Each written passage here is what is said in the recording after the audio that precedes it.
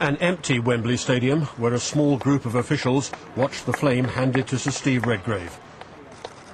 This subdued ceremony was not the celebration China had hoped for. And no sooner had he carried the torch out of the stadium than the trouble began. Demonstrators tried to board the waiting bus and had to be wrestled away by the police. Stop the torch going into Tibet, please! Gordon Brown, I urge you, stop the torch going into Tibet! So the lady carrying the torch. Within minutes of the runners setting off through London streets, a whole series of demonstrators tried to disrupt the relay. One used a fire extinguisher.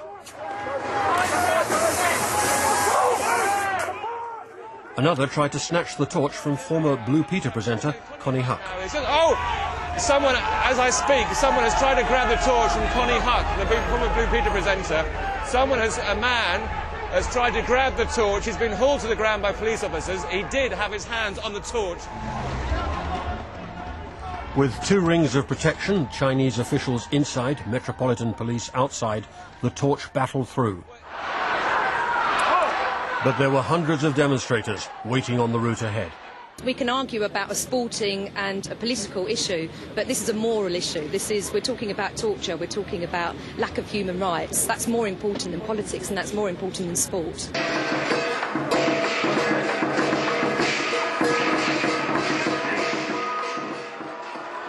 The Chinese ambassador took the torch through Chinatown. It wasn't what was planned, but then the day wasn't going the way it was intended.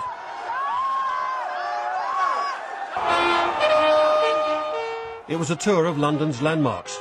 In Trafalgar Square, the torch took the plinth, the protesters the fountains.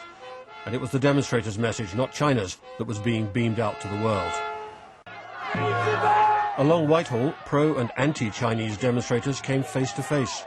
Groups of Chinese students have been organised by supporters of the Games. It's a student from China, and we are Chinese, and we are proud of our country hosting the Olympics in Beijing this year. It's our right to proud of my own country. They have no business to stop us to wave our own flag.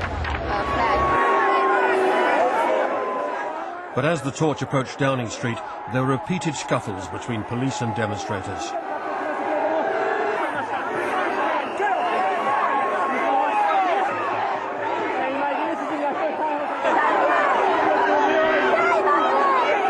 The torch itself was all but invisible as hundreds jeered its passage. The point of parading it in public was lost. Inside the security cordon of Downing Street, Gordon Brown was on hand to watch the torch being transferred. But although he shook hands with everyone, he didn't touch the torch itself. The Olympics minister said it would be a great mistake not to have gone ahead with the relay. The welcome of the Olympic torch to London is not the same as condoning the human rights regime in China or condoning the treatment of Tibet. Paula Radcliffe, the marathon runner, took the torch out to the east of London, to the sites where the 2012 Olympics will be held. By now, the protection for the torch had been stepped up. But many of those who carried the torch said they had sympathy with the protesters. They saw the day as an object lesson in democratic protest, one China might learn from. It's our nature of being very open within this country that protesters can make their points, and as an athlete I'm pleased that that's happening.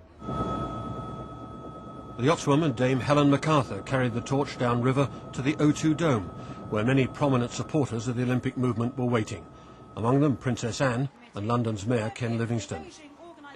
For many of those involved, the dilemma posed today could be answered with one question. Who would benefit most from the publicity surrounding this event? The Chinese government or those who oppose it? Brian Hanrahan, BBC News.